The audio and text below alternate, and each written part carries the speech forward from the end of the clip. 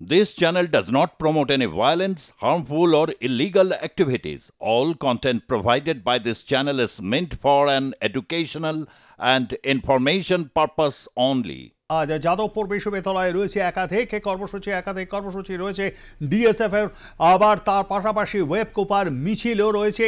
এদিকে আজ আদালতে যাদবপুর কাণ্ডে পুলিশের নিষ্ক্রিয়তার মামলার শুনানি ও কলকাতা হাইকোর্টের বিচারপতি তীর্থঙ্কর বসুর এজলাসে যাদবপুর কাণ্ডে তোলপাড় এই মুহূর্তে রাজ্য রাজনীতি।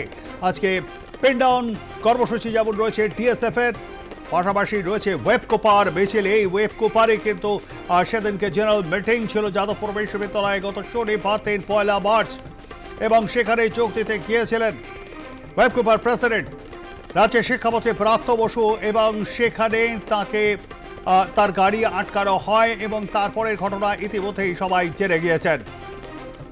এসএফআই ডাকে স্ট্রাইক গতকালই কিন্তু পথে নেমেছিল বামেরা, যেমন ধর্মঘটে সামিল হতে বিশ্ববিদ্যালয়গুলিতে ধর্মঘটের ডাক দেওয়া হয়েছিল এবং প্রতিবাদের নামে টিএমসিপিও বিভিন্ন জায়গায় সংঘর্ষের ঘটনা ঘটে। আজকে যাদবপুরের ছবিটা কি এই মুহূর্তে জেনে নেব, সরাসরি চলে যাব। সেখানে রয়েছেন আমাদের প্রতিনিধি রেক। পুরো কাজ তো রেক, ছবিটা কিরকম এই মুহূর্তে দেখতে পাচ্ছ যাদবপুর বিশ্ববিদ্যালয়?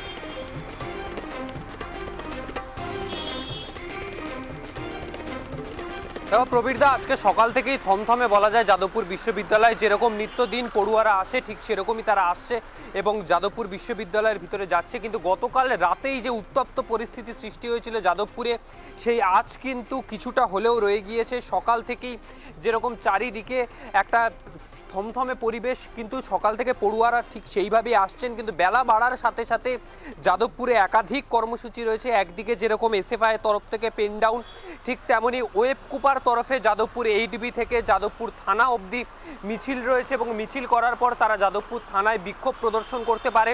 ব্রাত্য বসুর ওপর যে হামলা, বিভিন্ন অধ্যাপকদের ওপর যে হামলা, সেই হামলার প্রতিবাদে তারা কিন্তু এই যে বিক্ষোভ প্রদর্শন, সেই বিক্ষোভ প্রদর্শন করবে।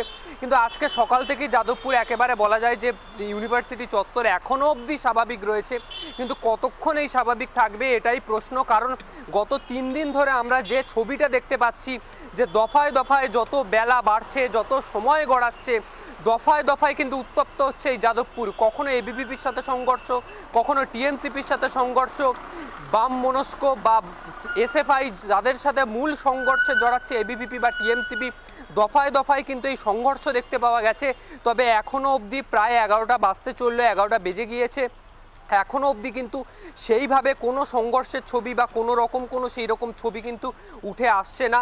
আপাতত স্বাভাবিক রয়েছে যাদবপুর চত্বর। তবে বেলা বাড়ার সাথে সাথেই বিভিন্ন রাজনৈতিক দলের ছাত্র সংগঠন, কখনো ওয়েব কুপার, বিভিন্ন রকমের কর্মসূচি আজকে রয়েছে এই যাদবপুর জুড়েই।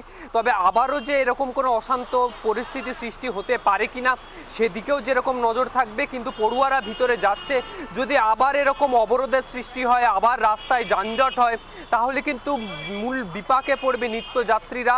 যারা পড়ুয়ারা ভিতরে এসছে তারা কিন্তু আটকে যাবে।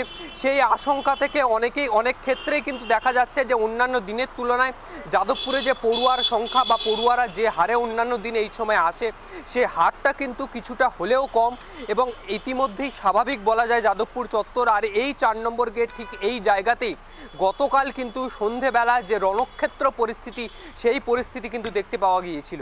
প্রবীরদা, শনিবারে যে রণক্ষেত্র হয়ে উঠেছিল যাদবপুর ক্যাম্পাস, এরপর রবিবার আমরা দেখেছি যে সেখানে এমনিতেই বন্ধ ছিল, কিন্তু উত্তেজনা একটা ছিল, একটা চাপা উত্তেজনা কাজ করেছে।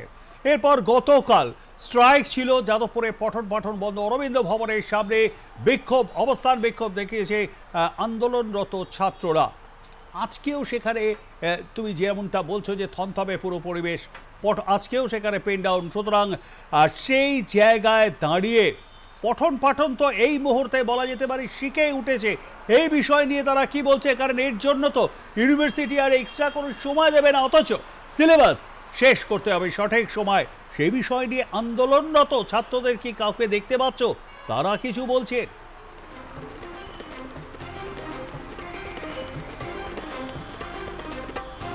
প্রবীরদা, এখনো অবধি সেইভাবে আন্দোলনরত কোনো ছাত্রকে দেখতে পাওয়া যাচ্ছে না। একেবারে যাদবপুর ক্যাম্পাস বলা যায় শুধু পড়ুয়ারাই ঢুকছে, কিন্তু যাদবপুরের মতো জায়গায় যদি এইভাবে পেন ডাউন পরিস্থিতি চলে, এইভাবে যদি পেন ডাউন করে রাখা যায়, তাহলে সবথেকে বড় প্রভাব পড়বে কিন্তু বলা যায় সিলেবাসের ক্ষেত্রে।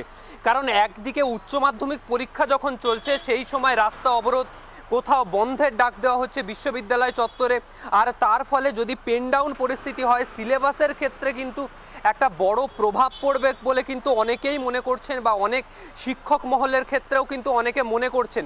কারণ নির্ধারিত সময়ের মধ্যে সিলেবাস যদি সম্পূর্ণ না হয়, তাহলে সামনেই পরীক্ষা রয়েছে, সেমিস্টার ওয়াইজ পরীক্ষা।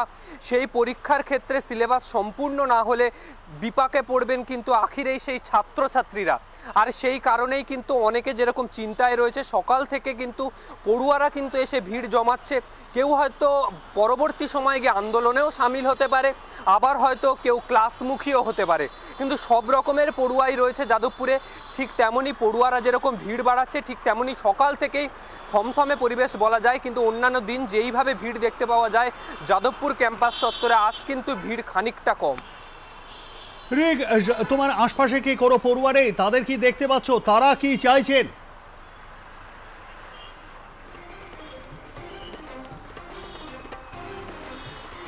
প্রবীরদা, আশেপাশে পড়ুয়া বলতে আর কিছুক্ষণ যদি অপেক্ষা করা যায়, একে একে পড়ুয়ারা আসছেন, তবে ইতিমধ্যে সেইভাবে কাউকে দেখতে পাওয়া যাচ্ছে না।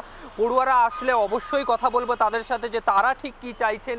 কারণ এইভাবে আমরা গতকালই দেখেছি, এই গেটের সামনে এবিভিপির পতাকা লাগানো নিয়ে একটা উত্তেজনা পরিস্থিতি সৃষ্টি হয়েছিল, এবং তারই পরবর্তী সময়ে এখানে বিভিন্ন রকমের পরিস্থিতি, উত্তপ্ত পরিস্থিতি সৃষ্টি হয়। বহু পড়ুয়ারা আসছেন, সেই ছবিও উঠে আসছে, এবং এর থেকেই বোঝা যাচ্ছে যে যাদবপুরমুখী বহু পড়ুয়া হচ্ছে। একটু কথা বলার চেষ্টা করব। ক্লাস আছে, অর্থাৎ পড়ুয়ারা কিন্তু যাদবপুরমুখী হচ্ছেন, তারা ক্লাসের দিকে যাচ্ছেন, এবং এই যে ক্লাস, সেই ক্লাসে তারা অংশগ্রহণ করতে চাইছেন। যার সাথে কথা বলতে গেলাম তিনি কিন্তু বললেন যে ক্লাস আছে, এখন কথা বলা যাবে না। অর্থাৎ ক্লাসমুখী তারা হচ্ছেন, তারা চাইছেন সিলেবাস কমপ্লিট করতে, তারা চাইছেন এই আন্দোলন যেরকম একদিকে রয়েছে থাক, অনেকে আবার আন্দোলনে যোগও দিচ্ছেন না, এটাও সত্যি। তবে এই আন্দোলনের ফলে যেরকম সিলেবাসের ক্ষেত্রে একটা ব্যাঘাত দেখতে পাওয়া যেতে পারে, সিলেবাস সম্পূর্ণ নাও হতে পারে, সেই আশঙ্কায় কিন্তু অনেকেই পেন ডাউনকে সমর্থন না করে ক্লাসমুখীও হচ্ছে। ধন্যবাদ আমাদের সঙ্গে থাকবার জন্য। কথা বলছিলাম আমাদের প্রতিনিধি রিক পুরকায়স্থর সঙ্গে, এবং তা থেকে আপনারা বিস্তারিত শুনলেন।